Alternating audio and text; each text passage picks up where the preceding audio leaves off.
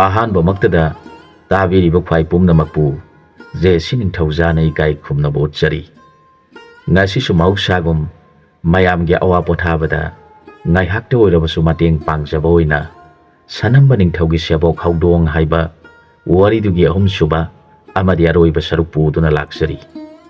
ꯋꯥꯔꯤꯁꯤ ꯃꯌꯥꯝ ꯄꯨꯟꯅ ꯑꯃꯨꯛ ꯇꯥꯃꯤꯟꯅꯔꯁꯤ꯫ ꯀꯣꯛꯐꯥꯏꯅ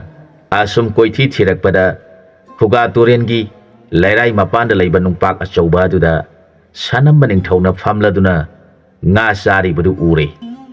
ꯉꯥꯗꯨ ꯎꯕꯗ ꯍꯧꯗꯣꯡ ꯀꯣꯛꯐꯥꯏ ꯃꯇꯤꯟ ꯆꯣꯔꯦ꯫ ꯃꯥꯅ ꯂꯩꯔꯥꯏ ꯑꯗꯨꯗ ꯂꯩꯔꯒ ꯑꯁꯨꯝꯅ ꯍꯥꯏꯔꯛꯈꯤ, "ꯒꯨꯔꯨꯗꯦꯕ, ꯅꯅꯥꯏ ꯑꯩꯅ ꯈꯨꯔꯨꯝꯖꯔꯤ, ꯅꯅꯥꯏꯕꯨ ꯆꯥꯟꯕꯤꯌꯨ." ꯍꯧꯗꯣꯡꯒꯤ ꯋꯥꯗꯨ ꯇꯥꯔꯒ ꯆꯤꯟꯖꯥꯛ ꯃꯥꯟꯅꯕ ꯁꯅꯝꯕꯅ ꯍꯥꯏꯔꯛꯈꯤ, "ꯀꯔꯤ ꯄꯥꯝꯃꯤ ꯅꯪꯅ ꯑꯩꯉꯣꯟꯗ ꯒꯨꯔꯨꯗꯦꯕ ꯍꯥꯏꯔꯤꯕꯗꯤ?" ꯍꯧꯗꯣꯡꯅ, "ꯅꯅꯥꯏ ꯑꯩꯍꯥꯛ ꯒꯨꯔꯨꯕꯨ ꯊꯤꯖꯔꯛꯄ ꯃꯇꯝ ꯀꯨꯏꯔꯕꯅꯤ꯫ ꯉꯁꯤꯗꯤ ꯅꯅꯥꯏꯒꯤ ꯂꯥꯏꯕꯛ ꯐꯕꯅ ꯒꯨꯔꯨꯗꯦꯕꯒ ꯊꯦꯡꯅꯖꯔꯦ꯫ ꯅꯅꯥꯏ ꯑꯩꯕꯨ ꯊꯧꯖꯥꯟꯕꯤꯌꯨ." ꯍꯧꯗꯣꯡꯒꯤ ꯋꯥꯗꯨ ꯇꯥꯔꯒ ꯁꯅꯝꯕꯅ, "ꯅꯪꯅ ꯀꯣꯏꯊꯅ ꯉꯥꯡꯂꯤꯕꯗꯤ ꯍꯧꯗꯣꯡꯒꯤ ꯇꯥꯠ ꯍꯥꯏꯕꯗꯨꯔꯥ? ꯍꯥꯏꯅꯤꯡꯕ ꯋꯥ ꯑꯗꯨ ꯍꯥꯏꯌꯨ, ꯍꯦꯟꯖꯤꯟꯕ ꯕꯦꯚꯥꯔ ꯇꯧꯒꯅꯨ" ꯍꯥꯏꯔꯛꯈꯤ꯫ ꯍꯧꯗꯣꯡꯅ ꯍꯥꯏꯖꯔꯛꯈꯤ, "ꯅꯅꯥꯏ ꯑꯩꯅ ꯈꯪꯖꯅꯤꯡꯕ ꯋꯥꯐꯝ ꯑꯁꯤ ꯒꯨꯔꯨꯒꯤ ꯊꯧꯖꯥꯟ ꯅꯠꯇꯅꯗꯤ ꯑꯇꯣꯞꯄ ꯀꯅꯥꯒꯤ ꯃꯐꯝꯗꯒꯤ ꯐꯪꯂꯔꯣꯏ ꯍꯥꯏꯕ ꯅꯅꯥꯏꯅ ꯈꯪꯖꯗꯨꯅ ꯒꯨꯔꯨꯒꯤ ꯈꯨꯌꯥꯗ ꯆꯪꯖꯔꯛꯏꯕꯅꯤ꯫ ꯅꯅꯥꯏꯕꯨ ꯅꯨꯡꯁꯤꯕꯤꯌꯨ ꯍꯥꯏꯅ ꯌꯥꯝꯅ ꯅꯣꯜꯂꯨꯛꯅ ꯍꯥꯏꯔꯕꯗ ꯁꯅꯝꯕ ꯑꯗꯨ ꯃꯄꯨꯛꯅꯤꯡ ꯈꯔ ꯄꯦꯠꯊꯔꯛꯇꯨꯅ, "ꯍꯥꯏꯔꯣ ꯍꯥꯏꯔꯣ, ꯅꯪꯅ ꯑꯩꯒꯤ ꯏꯐꯝꯗꯒꯤ ꯀꯔꯤ ꯄꯥꯝꯕꯒꯦ?"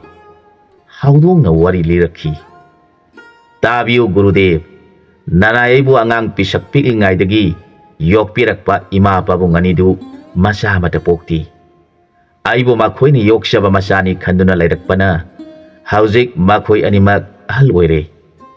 ꯃꯈꯣꯏꯅ ꯅꯨꯃꯤꯠ ꯈꯨꯗꯤꯡ ꯃꯈꯣꯏꯅ ꯁꯤꯔꯕ ꯃꯇꯝꯗ ꯀꯅꯥꯅ ꯊꯥꯡꯗꯣꯛꯇꯨꯅ ꯁꯦꯕꯥ ꯇꯧꯕꯤꯒꯗꯧꯔꯤꯕꯅꯣ ꯍꯥꯏꯅꯔꯒ ꯅꯨꯃꯤꯠ ꯈꯨꯗꯤꯡ ꯀꯞꯃꯤꯟꯅꯕꯗꯨ ꯅꯅꯥꯏ ꯑꯩꯅ ꯇꯥꯖꯔꯒ ꯑꯩꯒꯤ ꯊꯃꯣꯏ ꯑꯁꯤꯅ ꯄꯨꯖꯕ ꯉꯝꯖꯗꯦ꯫ ꯃꯇꯧ ꯀꯔꯝꯅ ꯃꯈꯣꯏ ꯑꯅꯤꯕꯨ ꯅꯍꯥ ꯑꯣꯏꯍꯟꯒꯗꯒꯦ ꯈꯟꯖꯗꯨꯅ ꯂꯩꯔꯤꯉꯩꯗ ꯂꯝ ꯀꯣꯏꯕ ꯍꯧꯗꯣꯡ ꯑꯃꯅ ꯅꯪꯅ ꯈꯜꯂꯤꯕ ꯋꯥꯐꯝ ꯑꯗꯨꯗꯤ ꯈꯨꯒꯥ ꯇꯨꯔꯦꯟꯒꯤ ꯇꯣꯔꯕꯥꯟꯗ ꯁꯅꯝꯕ ꯅꯤꯡꯊꯧꯅ ꯅꯨꯡꯄꯥꯛꯊꯛꯇ ꯉꯥ ꯐꯥꯗꯨꯅ ꯆꯥꯔꯤꯉꯩꯗ ꯃꯉꯣꯟꯗ ꯈꯨꯔꯨꯝꯗꯨꯅ ꯍꯥꯏꯖꯔꯕꯗꯤ ꯁꯣꯏꯗꯅ ꯇꯥꯛꯄꯤꯔꯛꯀꯅꯤ꯫ ꯃꯍꯥꯛꯇꯤ ꯖꯨꯛ ꯃꯔꯤ ꯄꯨꯟꯁꯤꯔꯕꯅꯤ ꯍꯥꯏꯅ ꯇꯥꯛꯄꯤꯔꯛꯄꯗꯒꯤ ꯅꯅꯥꯏꯅ ꯒꯨꯔꯨ ꯊꯤꯖꯔꯛꯄꯅꯤ꯫ ꯅꯅꯥꯏꯕꯨ ꯊꯧꯖꯥꯟꯕꯤꯌꯨ ꯍꯦꯛ ꯍꯥꯏꯔꯛꯈꯤ꯫ ꯍꯧꯗꯣꯡ ꯑꯗꯨꯒꯤ ꯃꯃꯥ ꯃꯄꯥ ꯌꯣꯛꯄꯤꯔꯛꯄ ꯑꯗꯨꯒꯤ ꯋꯥꯖꯕ ꯃꯇꯧ ꯑꯗꯨ ꯇꯥꯔꯒ ꯉꯥ ꯆꯥꯕ ꯁꯅꯝꯕ ꯑꯗꯨ ꯃꯄꯨꯛꯅꯤꯡ ꯅꯨꯡꯁꯤꯔꯛꯇꯨꯅ ꯍꯥꯏꯔꯛꯈꯤ, "ꯏꯕꯨꯡꯉꯣ, ꯅꯪꯅ ꯍꯥꯏꯔꯤꯕ ꯋꯥꯐꯝ ꯑꯗꯨꯗꯤ ꯌꯥꯝꯅ ꯂꯨꯕ ꯋꯥꯐꯝꯅꯤ꯫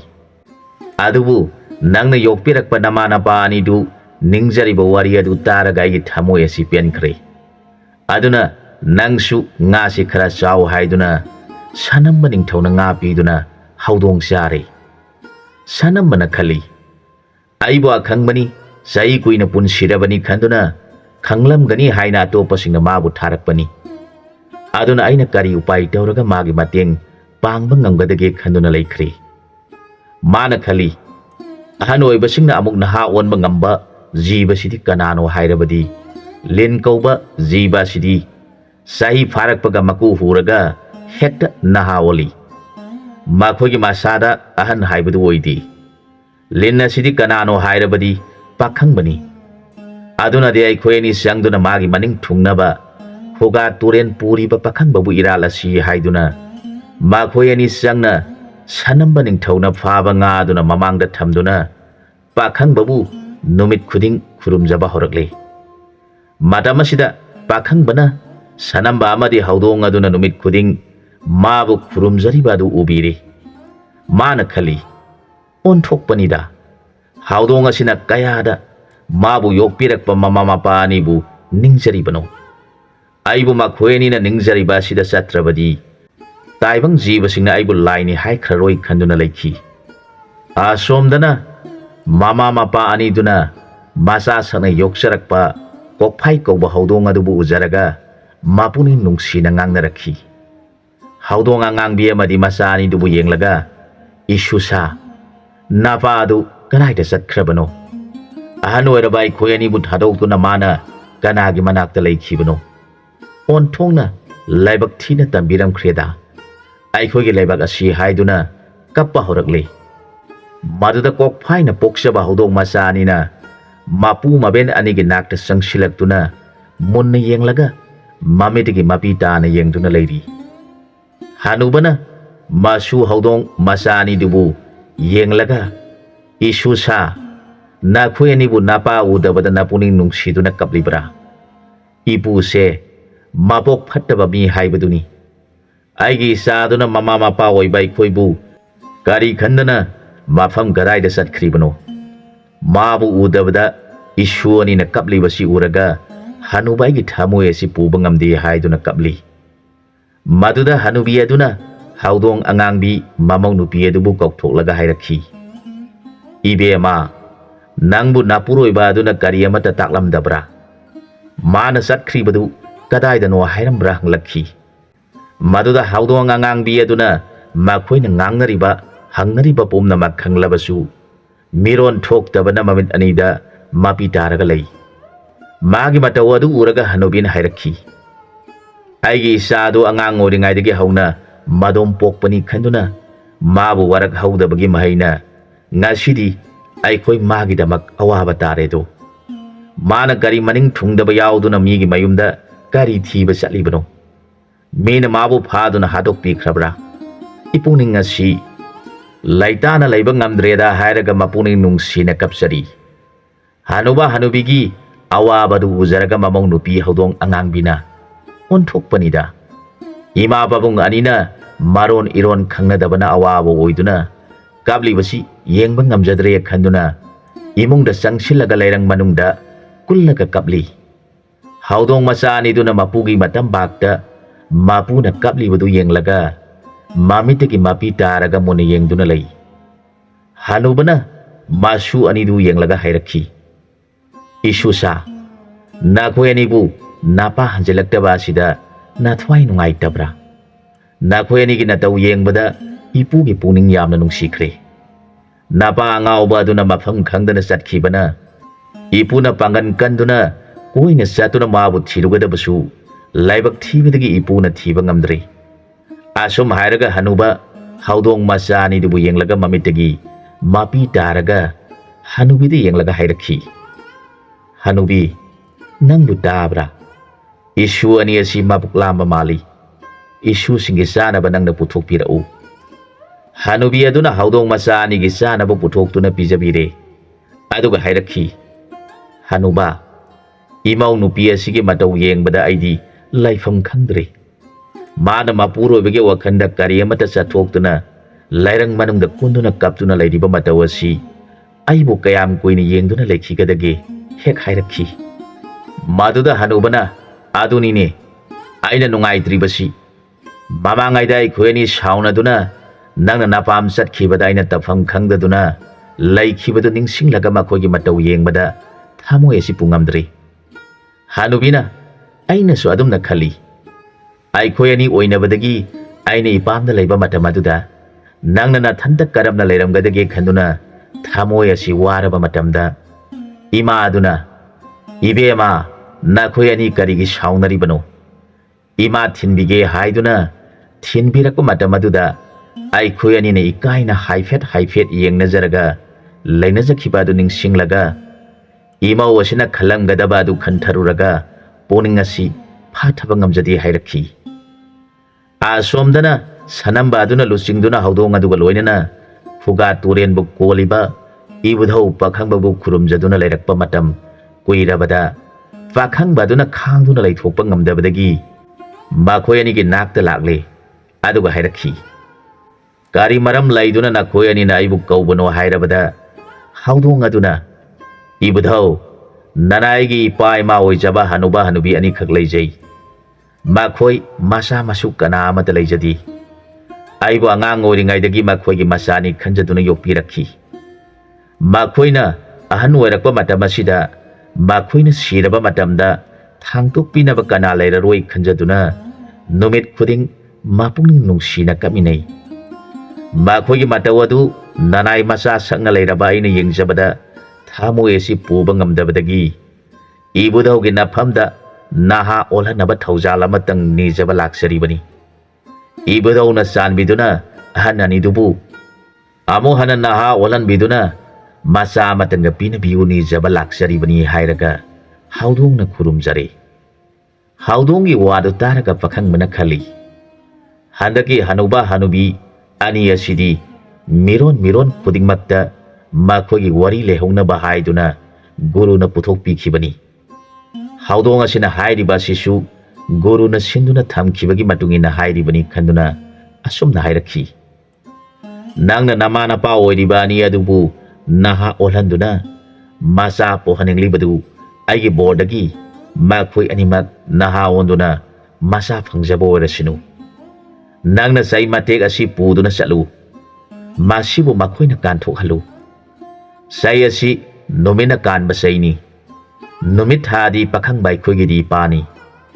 aduna ipana kanba sai asibu makhoina kanthokserabadi makhoi soidana naha onba ngamjaduna masa phangbo oirasinu haina bor pibire haudongna pakhang babu khurumjare aduga sanamba ningthaubu yenglaga gurudev nanai ha gurugi thaujandagi ima ipa anidu naha oiraktuna masa phangba ngamjaragani ai ha gamu ima ipa anigi nakta sasarukhige haiduna sanamba ningthauda khurumjare sanamba ningthauna masa sebok oiraba haudongbu nungsini yengjaraga nahak sasaru ahananiduna wana nangbu ngaiduna leiramlagani haire haudong panthaba tawdana sanambabu khurumjaraga sai matek adu mayana siktuna puraga mayumda halakle hanuba hanubi aniduna masa haudong aduna mayana saitek ama puduna lakpadu uraga nangna asukkuiba matamasi aikhoibu thadoktuna mafam kaida karigi satluribano adumna nangna tawrabadi namana pa oiriba aikhoidi karamna leigadoribano hairakhi maduda hanubi aduna kapna nama aina isagena famda kari naning thungdaba kari thabak tawkhiduna nangna nama aibu waruba leiduna asuk kuiba matam asi phawba aikhoibu ningsingdaba makhai kanagi nakta leiruribano mama oibi aise masa warakpa ngamdabi nupi haibadu oirabani aduna ngasidi nangna adumna tawgadaba leirabadi nama aihak siragi asumna nangna nama aigi thamoi nungairoidaba thabak tawgadabagi saruk aihak sirage hairaga mapuni nungsina kapsari haudong aduna onthokpa haiba dunida aina matam kharadang lai ningluba aduda ima sina mapuning warauduna kaplibani khanjaraga mana purpa sai adu ningthina thamlaga hanubagi phiji adu mayana siktuna saigi manaktu pusile maduda hanubana khali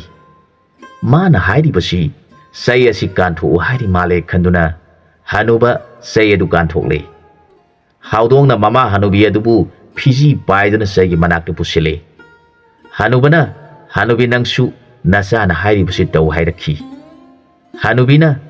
mana lamda koiba yanaba aikoi ani saudana tawribani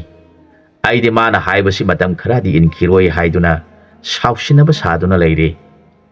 maduda hanubana sauge hairabasu kona sauduna nasa warau haujikidi nasa sina pamlebasi taw hairakhi hanubidu saidu kale haudongna sayedu mafam sana awangba mafam amada thamkhre madam ngahak leiraga hanuba adu naha fajakraba pakhang ama oiragle maduda hanubina ngakladuna hairakhi ibungo pakhang nangbu kadaidagino kanagi masano kari thabaki mafam asida lakpano hanuba aduna karino hanubi nangna ngangliba adubu nangbu ngaurabra ainine kari dawrabage nangna adumna ngang saklibadu hek hairakhi hanubina thida manasu hanubi aingonda karemnaba sari masak mathaudi ifa fajaradana ibungo aise napu hanubagi nupi nabeni kari thoktuna nangna napu saduna aidine ka haibaga sari adumna dos legadaba wafam adu ngang sakanu napu adu imungdagi tholakpa thoklabadi nahaki naminana aingonda yengliba mataw adu uraga soidana nahak sai chaba thokani aduna thuna mafam asidagi salhoro hek hairakhi hanubidu ꯃꯆꯥ ꯍꯧꯗꯣꯡꯅ ꯄꯨꯔꯛꯄ ꯆꯩꯗꯨ ꯀꯥꯟꯊꯣꯛꯎ ꯍꯥꯏꯕꯗ ꯅꯤꯡꯉꯥꯏ ꯈꯔ ꯇꯧꯈꯤꯕꯅ ꯃꯍꯥꯛ ꯅꯍꯥ ꯑꯣꯟꯕꯗꯨ ꯍꯦꯛ ꯉꯝꯗꯕꯗꯒꯤ ꯍꯅꯨꯕꯅ ꯅꯍꯥ ꯑꯣꯟꯈꯤꯕꯗꯨ ꯅꯤꯡꯁꯤꯡꯕ ꯉꯝꯗꯅ ꯁꯥꯎꯅ ꯍꯅꯨꯕꯅ ꯑꯣꯟꯕ ꯅꯍꯥ ꯄꯥꯈꯪꯗ ꯍꯥꯏꯕ ꯋꯥꯅꯤ꯫ ꯍꯅꯨꯕꯅ ꯅꯪꯅ ꯉꯥꯡꯂꯤꯕ ꯁꯛꯂꯤꯕ ꯑꯁꯤꯕꯨ ꯀꯔꯤꯅꯣ? ꯅꯪꯅ ꯑꯩꯕꯨ ꯀꯔꯤꯅꯤ ꯈꯟꯗꯨꯅ ꯆꯥꯊꯣꯛꯈ꯭ꯔꯣ ꯍꯥꯏꯔꯤꯕꯅꯣ ꯍꯥꯏꯔꯛꯈꯤ꯫ ꯍꯅꯨꯕꯤꯅ ꯃꯁꯤꯒꯤ ꯄꯥꯈꯪ ꯑꯁꯤ ꯃꯁꯛ ꯃꯇꯧ ꯌꯦꯡꯂꯨꯔꯒꯗꯤ ꯌꯥꯝꯅ ꯅꯨꯡꯁꯤꯕ ꯄꯣꯛꯏ, ꯑꯗꯨꯒ ꯃꯥꯅ ꯑꯩꯕꯨ ꯄꯥꯝꯕꯒꯤ ꯃꯇꯧꯁꯨ ꯎꯠꯂꯤ꯫ ꯃꯁꯤ ꯃꯄꯨ ꯇꯥꯔꯛꯂꯕꯗꯤ ꯁꯣꯏꯗꯅ ꯋꯥ ꯊꯣꯛꯀꯅꯤ꯫ ꯃꯄꯨꯅ ꯍꯅꯨꯕꯤ ꯅꯍꯥ ꯄꯥꯈꯪ ꯑꯁꯤ ꯄꯥꯝꯕ ꯃꯥꯜꯂꯤ, ꯑꯗꯨꯒ ꯃꯥꯒ ꯂꯣꯏꯅꯅ ꯆꯠꯃꯤꯟꯅꯈ꯭ꯔꯣ ꯍꯥꯏꯔꯕꯗꯤ ꯑꯩꯗꯤ ꯀꯔꯝ ꯇꯧꯒꯅꯤ? ꯅꯍꯥ ꯄꯥꯈꯪ ꯑꯁꯤꯅꯁꯨ ꯍꯅꯨꯕꯤ ꯑꯩꯕꯨ ꯂꯩꯃꯤꯟꯅꯕ ꯉꯝꯖꯔꯣꯏ ꯍꯥꯏꯔꯕꯗꯤ ꯑꯩꯗꯤ ꯃꯥꯡꯖꯕ ꯇꯥꯕꯅꯤ꯫ ꯑꯗꯨꯕꯨ ꯑꯩꯅ ꯅꯍꯥ ꯑꯁꯤꯗ ꯑꯁꯨꯛ ꯅꯨꯡꯁꯤꯔꯨꯔꯤꯕ ꯑꯁꯤꯕꯨ ꯀꯔꯤꯒꯤꯅꯣ? ꯑꯣꯟꯊꯣꯛꯅ ꯃꯇꯨꯡ ꯏꯟꯗꯨꯅ ꯆꯠꯆꯅꯤꯡꯈ꯭ꯔꯦꯗ ꯈꯟꯗꯨꯅ ꯂꯩꯔꯤ꯫ ꯍꯅꯨꯕꯅ ꯑꯣꯟꯕ ꯄꯥꯈꯪ ꯑꯗꯨꯅ ꯀꯔꯤꯅꯣ ꯅꯪꯅ ꯈꯟꯗꯨꯅ ꯂꯩꯔꯤꯕꯗꯨꯕꯨ? ꯏꯆꯥꯁꯤ ꯃꯇꯝ ꯀꯨꯏꯅ ꯆꯥꯔꯝ ꯊꯛꯂꯝ ꯈꯪꯗꯅ ꯂꯝ ꯀꯣꯏꯔꯨꯔꯕꯅꯤ, ꯑꯗꯨꯅ ꯆꯥꯛ ꯊꯣꯡꯗꯨꯅ ꯄꯤꯖꯅꯕ ꯇꯧꯒꯦꯗꯤ ꯍꯥꯏꯗ꯭ꯔꯒ ꯑꯩꯕꯨ ꯃꯨꯟꯅ ꯌꯦꯡꯗꯨꯅ ꯂꯩꯔꯤꯕ ꯑꯁꯤꯕꯨ ꯍꯦꯛ ꯍꯥꯏꯔꯛꯈꯤ꯫ ꯍꯅꯨꯕꯤ ꯑꯗꯨꯅ ꯄꯥꯈꯪ ꯑꯁꯤ ꯂꯝꯗꯤ ꯐꯖꯅ ꯍꯦꯟꯕꯖꯥꯠꯅꯤ, ꯃꯥꯅ ꯑꯩꯕꯨ ꯃꯥꯒꯤ ꯅꯨꯄꯤꯒꯨꯝ ꯉꯥꯡꯁꯛꯂꯤ꯫ ꯐꯔꯦ, ꯃꯄꯨꯅ ꯇꯥꯟꯊꯣꯛꯂꯦ, ꯃꯍꯥꯛ ꯑꯁꯤ ꯊꯥꯗꯣꯛꯈꯤꯕ ꯌꯥꯗ꯭ꯔꯦ꯫ ꯑꯩꯒꯤ ꯊꯃꯣꯏ ꯑꯁꯤꯅ ꯄꯥꯈꯪ ꯑꯁꯤꯕꯨ ꯑꯩꯅ ꯂꯩꯁꯥꯔꯤꯉꯩꯗ ꯍꯅꯨꯕ ꯃꯄꯨ ꯑꯁꯤꯒꯨꯝ ꯅꯨꯡꯁꯤꯔꯤꯕ ꯀꯔꯤꯒꯤꯅꯣ? ꯑꯩꯍꯥꯛ ꯍꯅꯨꯕꯅ ꯐꯨꯗꯨꯅ ꯁꯤꯔꯕꯁꯨ ꯃꯥꯕꯨ ꯊꯥꯗꯣꯛꯂꯔꯣꯏ ꯈꯟꯗꯨꯅ ꯍꯥꯏꯔꯛꯈꯤ꯫ ꯍꯣꯏ ꯏꯕꯨꯡꯉꯣ, ꯑꯩꯗꯤ ꯌꯥꯝꯅ ꯅꯪꯕꯨ ꯅꯨꯡꯁꯤꯔꯦ, ꯑꯗꯨꯅ ꯑꯩꯅ ꯆꯥꯛ ꯊꯣꯡꯈ꯭ꯔꯤꯉꯩꯗ ꯅꯍꯥꯛ ꯑꯃꯨꯛ ꯆꯥꯊꯣꯛꯈꯤꯕ ꯌꯥꯔꯔꯣꯏ꯫ ꯑꯩꯈꯣꯏ ꯃꯌꯥꯝ ꯄꯨꯟꯅ ꯅꯄꯨꯒ ꯆꯥꯛ ꯆꯥꯃꯤꯟꯅꯈꯤꯁꯤ꯫ ꯅꯪꯅ ꯆꯠꯀꯗꯕ ꯃꯐꯝ ꯑꯗꯨ ꯑꯩꯉꯣꯟꯗ ꯇꯥꯛꯄꯤꯔꯝꯃꯨ ꯍꯦꯛ ꯍꯥꯏꯔꯛꯈꯤ꯫ ꯍꯅꯨꯕꯤꯒꯤ ꯋꯥꯗꯨ ꯇꯥꯔꯒ ꯍꯅꯨꯕꯅ ꯑꯣꯟꯕ ꯄꯥꯈꯪ ꯑꯗꯨꯅ, ꯍꯣꯏ ꯕꯦꯝꯃ, ꯑꯩꯗꯤ ꯄꯨꯟꯁꯤ ꯆꯨꯞꯄ ꯅꯪꯕꯨ ꯊꯥꯗꯣꯛꯂꯔꯣꯏ, ꯆꯥꯛꯇꯨꯝ ꯊꯣꯡꯂꯨꯔꯣ ꯍꯥꯏꯔꯛꯈꯤ꯫ ꯍꯅꯨꯕꯤꯅ ꯑꯩꯅ ꯊꯣꯡꯕ ꯆꯥꯛꯇꯨ ꯊꯋꯥꯏ ꯇꯥꯅ ꯆꯥꯕꯤꯒꯅꯤ ꯍꯥꯏꯔꯕꯗꯤ ꯑꯩꯍꯥꯛ ꯆꯥꯛ ꯊꯣꯡꯖꯔꯨꯔꯒꯦ, ꯑꯃꯨꯛ ꯆꯠꯄꯤꯈꯤꯕꯗꯤ ꯇꯧꯕꯤꯒꯅꯨ ꯍꯥꯏꯔꯛꯈꯤ꯫ ꯍꯅꯨꯕꯅ ꯑꯣꯟꯕ ꯄꯥꯈꯪꯅ, ꯍꯣꯏꯅꯦ, ꯑꯩ ꯀꯗꯥꯏꯗꯕꯨ ꯆꯠꯂꯨꯒꯗꯒꯦ? ꯅꯪꯅ ꯊꯣꯡꯕ ꯆꯥꯛꯇꯨ ꯆꯥꯗꯨꯅ ꯂꯩꯒꯗꯧꯔꯤꯕꯅꯤ ꯍꯥꯏꯔꯛꯈꯤ꯫ ꯍꯅꯨꯕꯗꯨꯗꯤ ꯃꯍꯥꯛ ꯅꯍꯥ ꯑꯣꯏꯔꯦ ꯍꯥꯏꯕꯁꯤ ꯈꯪꯖꯗ꯭ꯔꯤ, ꯑꯗꯨꯒ ꯍꯅꯨꯕꯤ ꯑꯗꯨꯗꯤ ꯃꯥꯅ ꯆꯩ ꯀꯥꯟꯕꯗ ꯈꯔ ꯅꯤꯡꯉꯥꯏ ꯇꯧꯈꯤꯕꯅ ꯃꯍꯥꯛ ꯅꯍꯥ ꯍꯦꯛ ꯑꯣꯟꯕ ꯌꯥꯗꯗꯨꯅ ꯂꯩꯔꯤꯕꯅꯤ꯫ ꯍꯅꯨꯕꯤ ꯑꯗꯨꯅ ꯆꯥꯛ ꯊꯣꯡꯅ ꯃꯍꯥꯛꯁꯨ ꯐꯖꯈ꯭ꯔꯕꯤ ꯂꯩꯁꯥꯕꯤ ꯑꯃ ꯑꯣꯏꯈ꯭ꯔꯦ꯫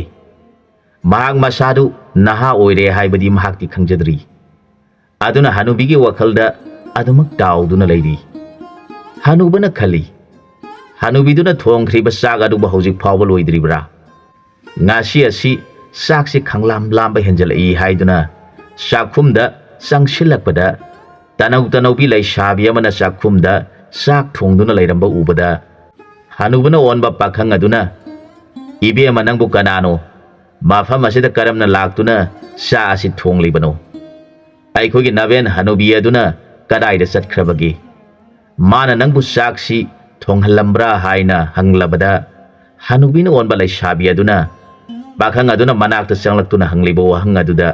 ꯂꯣꯏꯖꯔꯦ ꯍꯦꯛ ꯍꯥꯏꯔꯛꯈꯤ꯫ ꯂꯩꯁꯥꯕꯤ ꯑꯗꯨꯒꯤ ꯋꯥꯗꯨ ꯇꯥꯔꯒ ꯍꯅꯨꯕꯅ ꯑꯣꯟꯕ ꯄꯥꯈꯪꯅ ꯂꯩꯁꯥꯕꯤ ꯑꯗꯨꯗ ꯃꯨꯟꯅ ꯌꯦꯡꯗꯨꯅ ꯂꯩꯔꯦ꯫ ꯃꯥꯅ ꯃꯁꯤꯕꯨ ꯑꯩꯒꯤ ꯅꯨꯄꯤ ꯍꯅꯨꯕꯤ ꯑꯗꯨꯅ ꯅꯍꯥ ꯑꯣꯏꯔꯤꯉꯩꯒꯤ ꯐꯤꯕꯝ ꯑꯗꯨꯃꯛ ꯃꯥꯜꯂꯤ, ꯑꯁꯨꯝ ꯈꯟꯗꯨꯅ ꯉꯛꯅ ꯌꯦꯡꯗꯨꯅ ꯂꯩ꯫ ꯍꯅꯨꯕꯤꯅ ꯑꯣꯟꯕ ꯂꯩꯁꯥꯕꯤ ꯑꯗꯨꯅꯁꯨ ꯆꯪꯂꯛꯂꯤꯕ ꯄꯥꯈꯪ ꯑꯁꯤꯗꯤ ꯑꯩꯅ ꯂꯥꯟꯅ ꯈꯜꯂꯨꯔꯦ, ꯃꯍꯥꯛ ꯑꯁꯤꯕꯨ ꯑꯩꯒꯤ ꯏꯄꯨꯔꯣꯏꯕ ꯍꯅꯨꯕ ꯑꯗꯨꯅ ꯅꯍꯥ ꯑꯣꯏꯔꯤꯉꯩꯗ ꯂꯩꯈꯤꯕ ꯁꯛꯐꯝ ꯑꯗꯨꯅꯤ ꯈꯪꯂꯛꯇꯨꯅ ꯅꯪꯕꯨ ꯍꯅꯨꯕ ꯑꯗꯨꯔ ꯍꯪꯂꯛꯈꯤ꯫ ꯃꯗꯨꯗ ꯍꯅꯨꯕꯅ ꯑꯣꯟꯕ ꯄꯥꯈꯪ ꯑꯗꯨꯅ ꯑꯃꯨꯛ ꯅꯪꯕꯨ ꯍꯅꯨꯕꯤ ꯑꯗꯨꯔ ꯍꯥꯏꯅ ꯉꯛꯅ ꯍꯪꯅꯔꯕꯗ ꯃꯈꯣꯏ ꯑꯅꯤ ꯃꯁꯥꯁꯤꯡ ꯑꯗꯨ ꯍꯟꯊꯅ ꯌꯦꯡꯅꯔꯕꯗ ꯀꯔꯤ ꯃꯇꯧꯅꯣ? ꯑꯩꯈꯣꯏ ꯑꯅꯤꯃꯛ ꯍꯥꯟꯅꯒꯤ ꯄꯥꯈꯪ ꯂꯩꯁꯥꯕꯤꯗꯨ ꯑꯣꯜꯂꯦ ꯍꯥꯏꯅꯗꯨꯅ ꯑꯩꯈꯣꯏꯒꯤ ꯏꯆꯥ ꯀꯣꯛꯐꯥꯏꯅ ꯑꯩꯈꯣꯏ ꯑꯅꯤꯕꯨ ꯆꯩ ꯑꯃ ꯄꯨꯔꯛꯇꯨꯅ ꯀꯥꯟꯊꯣꯛꯍꯟꯈꯤꯕꯗꯨꯅ ꯑꯣꯏꯕ ꯇꯥꯔꯦ ꯍꯥꯏꯅ ꯍꯔꯥꯎꯅꯗꯨꯅ ꯂꯩꯕ ꯃꯇꯧ ꯑꯗꯨ ꯍꯧꯗꯣꯡ ꯀꯣꯛꯐꯥꯏ ꯑꯃꯗꯤ ꯍꯧꯗꯣꯡ ꯑꯉꯥꯡꯕꯤꯅ ꯎꯖꯔꯒ ꯃꯄꯨꯛꯅꯤꯡ ꯌꯥꯝꯅ ꯍꯔꯥꯎꯅ ꯌꯦꯡꯗꯨꯅ ꯂꯩꯔꯤꯉꯩꯗ